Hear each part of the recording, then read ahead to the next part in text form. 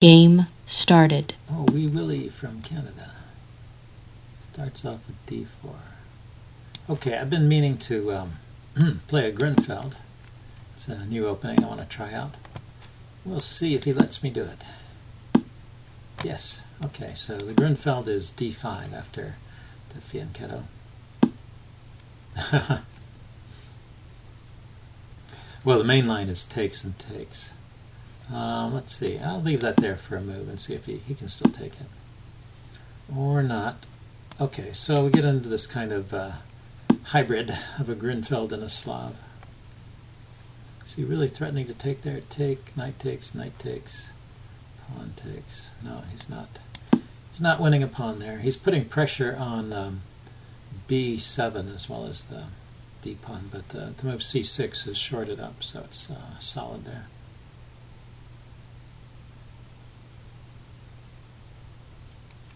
And I might take eventually on c4, but I want to wait till he's moved his bishop. Yeah, so I gain a tempo. Now he can take back with the bishop or the queen. But the queen is a bit of a target on c4, and the bishop also has already moved once and will have to move again.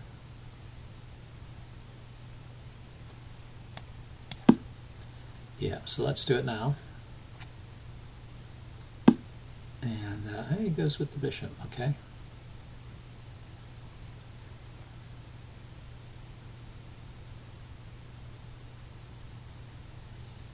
Maybe it's, this pawn is defended, so I'm not worried about that just yet. Oh, but his knight could hop in here, and then he'd have 3 pieces on it.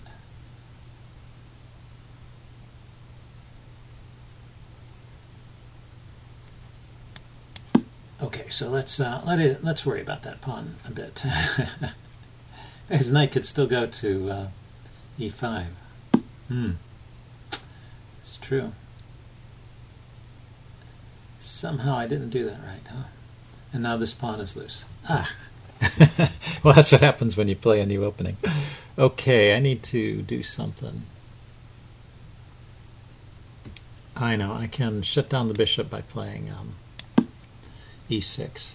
This pawn was loose because the f-pawn was pinned, but this alleviates the pin. So if he takes, might be still a good sacrifice. Knight takes g6, pawn takes, bishop takes here, bishop takes, queen takes with check. It's 2 pieces for 2 pawns for a piece. Maybe it's not good.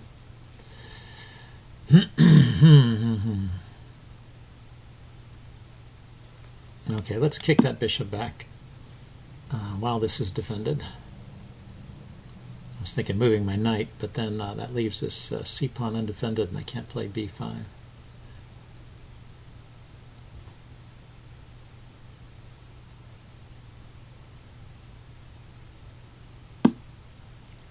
Okay, and then let's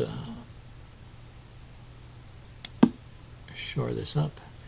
You can still consider sacrificing. Actually, yeah, maybe the sacrifice is good now. Knight takes, pawn takes, bishop takes. And then this pawn is loose too. Tricky opening. Well, maybe it's the way I played it. I'll take a look at it in the postmortem and see how the opening should be played.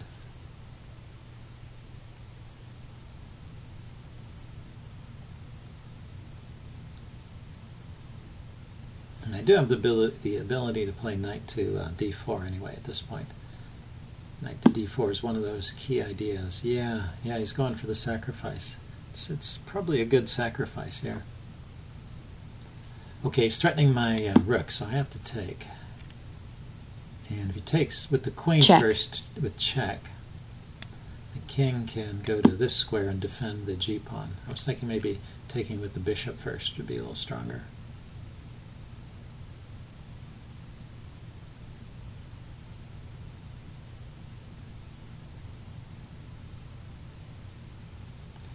On the other hand, knight d5 cannot be played because it leaves g6 open to the queen and bishop. But I can play queen to d7, maybe chase the queen away here. So the queen does not look like it's going to be able to penetrate. Well, the queen can go to no, I can't go to 4 right now. Okay, so here I need to chase that queen away. Otherwise, bad things may happen.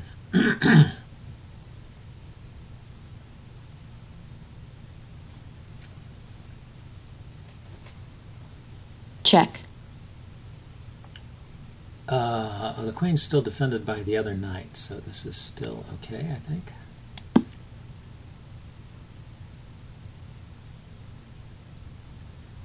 For a second I was worried that he had removed the defender of my queen with check. That would be pretty devastating. But fortunately the queen was defended by both knights. So okay, so I've survived the initial attack, and 1, 2, 3, 4, 5, 1, 2, 3, 4, 5. Yeah, so it's 2 pawns for a piece. So I'm probably okay if I play carefully. And let's double up on the F file here. Got a file, might as well use it. And now bring the knight around somehow.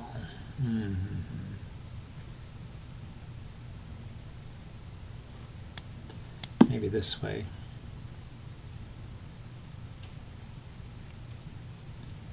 Knight to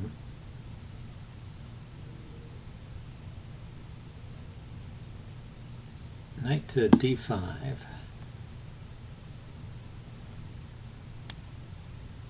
And then to F4. If he pushes the pawn. That pushing the pawn also blocks in his bishop, and knight to F4 will gain a tempo or will force a trade of a piece there. He didn't do anything. So here I was going to, okay, so he's trying to win a pawn over here. True.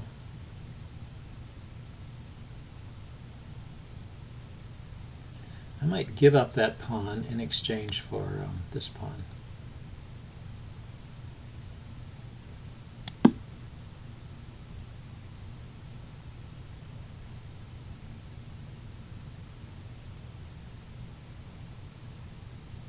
The pawn on E3 I'm going for.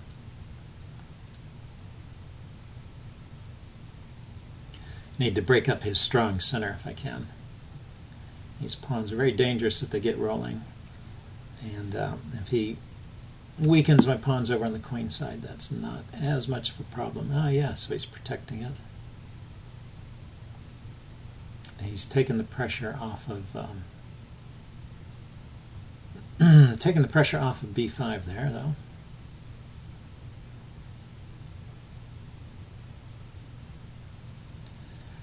Well, let's see. How can I go after that? Maybe this way. Taking advantage of the diagonal here, the bishop in the Grunfeld bishop here. Oh, I can't. I was going to highlight it. The Grunfeld bishop is often strong, and so this pawn is kind of pinned here because his rook is still in the corner.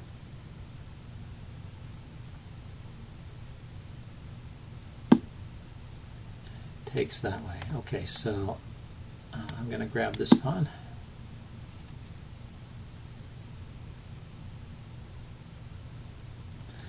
My bishop is not defended, so this knight is a bit pinned, huh? If he takes back, I'll take with check. Okay, so he didn't do that. He just went there.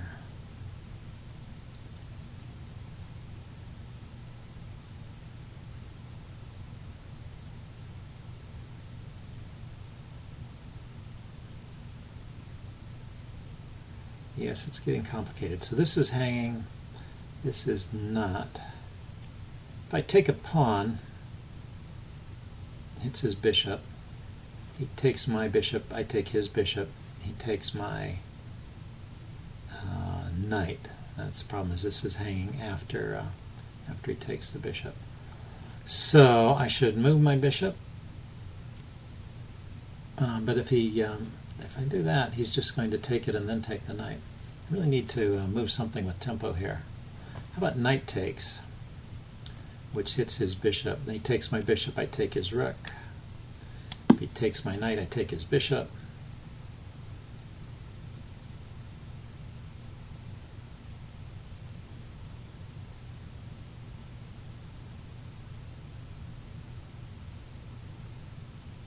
And I do have a passed pawn. See, I think rook takes bishop, followed by knight takes rook,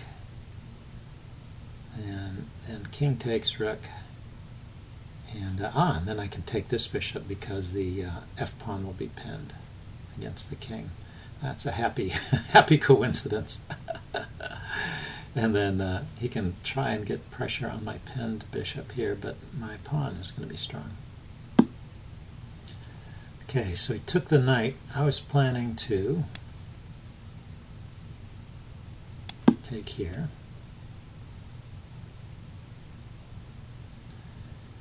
And now he can take a pawn. Oh, this is dangerous too, huh? Yeah, he can take this pawn and it pins my bishop, so I'm losing something here. I got to defend my bishop.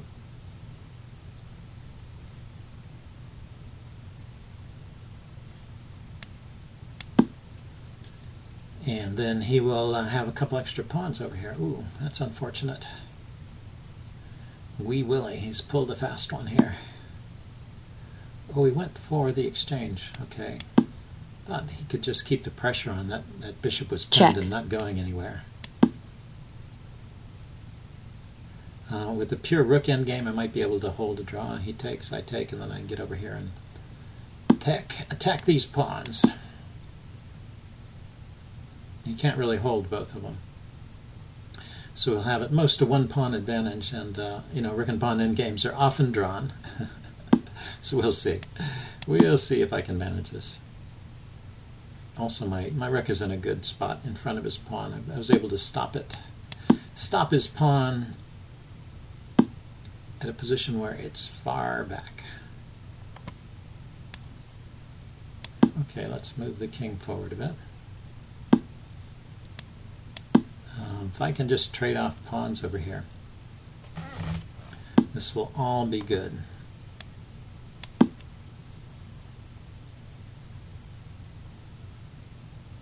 I think it's a good idea just to trade off these pawns. I'm not such an expert in these king and pawn endings, so well, we'll leave it with one pawn here. Okay, and let's go after that pawn.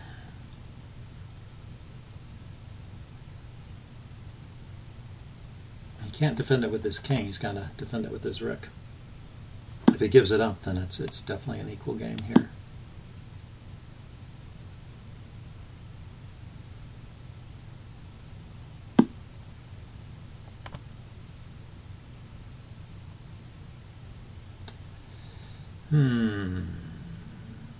Should I bring my rook back or play it here? It seemed useful to have pressure on this pawn, but then he can start marching his pawn forward. Here, let's try it though. I'll keep try and keep his king cut off from support of the pawn to prevent it from advancing.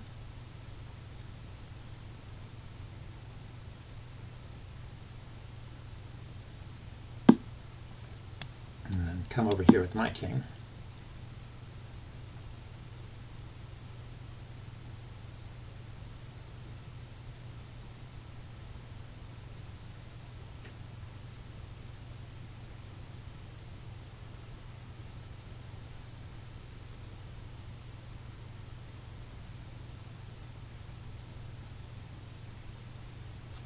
See, if he checks me, I'm just going to keep going towards his pawn. If he walks his king around, I'm also going to keep going with my king towards his pawn. He has a good active square for my rook, I think. It was a reasonable choice playing it there.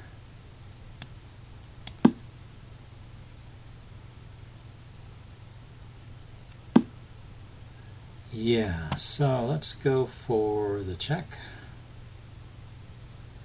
Check, the king comes forward. Server let's check out the exchange. I take, he takes, I play here. He just comes over here. I take the pawn. He comes here. I step back. He takes. Yeah, he's in front of the pawn, so he will win if I trade rooks.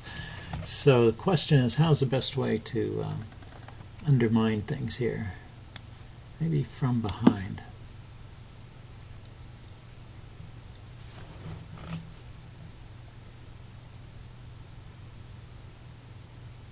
to cause the maximum amount of trouble for him.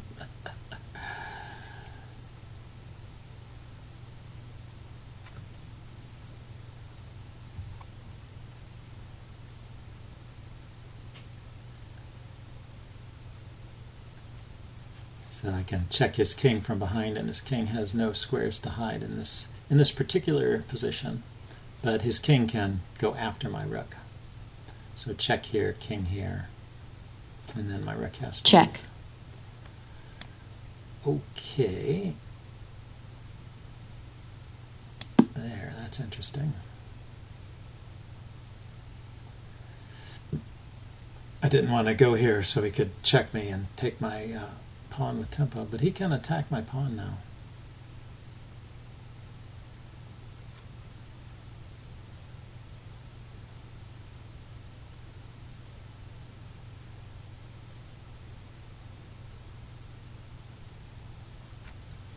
Tricky business. Okay, so I can check his king.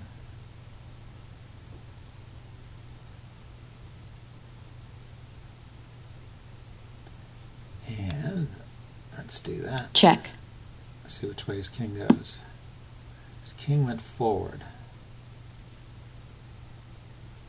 So, then I'll take here. I think if his king went back, I could have taken the rook, and then the kings are equally far away from the pawns, so it's drawish.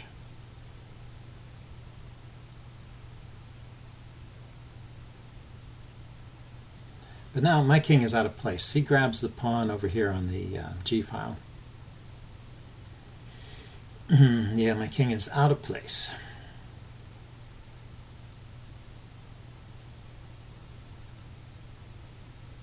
I'll need to run all the way back, and he might be able to win that.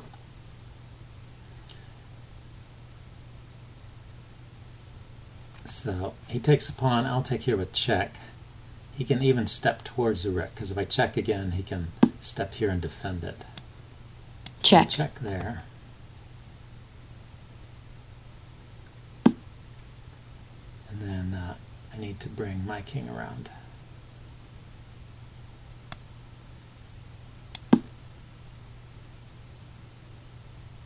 And he needs to get his king in front of the pawn. Check. Yeah, this is not looking so great. We'll see. It's still possible for him to slip up. Maybe I can set up a third rank defense, but I need to get my king in front of the pawn.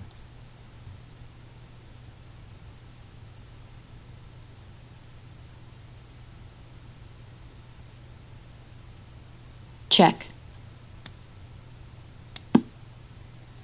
These checks actually help me, because each check I'm coming closer to being in front of the pawn. I think he was better to move his king closer to the pawn first. Now, for example, if he plays his king to, if he plays his king forward, Check. I can check it away. And I can get my king here. So this is a draw then, I think. The Philidor position. Let's see if I can play this. I did a video on the Philidor position here, so keep your rook on the third rank. And your king in front of the pawn.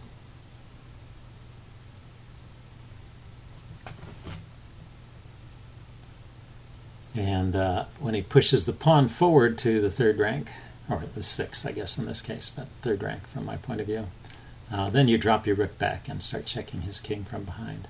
But the main point is you never let his king get to the third rank. You use your rook to shield him.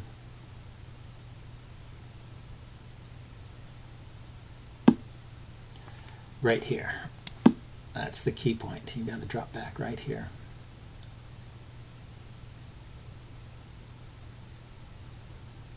And if he offers a draw, of course, I'll accept it. But now there's no way out for him, right? Let's stop and think. I have time. Let's not play a hasty check. He's played a clever move here. He's shielded his king, so when I deliver this check, his king can step in front of the pawn, in front of his rook. However, he has cut his king off. I've cut his king off from defense of the pawn. So Check. I think this check is still safe to play. he steps to this side, then I just continue to check. If he steps around on this side, I just keep checking. Keep on checking. If he steps in front of the rook, then my plan was to bring my king forward, attacking the pawn.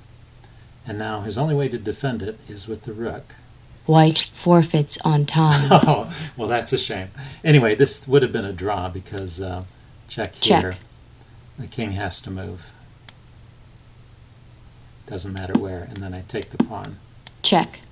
And it's just a draw. So that's how you draw these king and pawn endgames. Anyway, I will do a postmortem. I was definitely losing there, so we'll see where I went wrong in this new opening. See you guys then. Bye.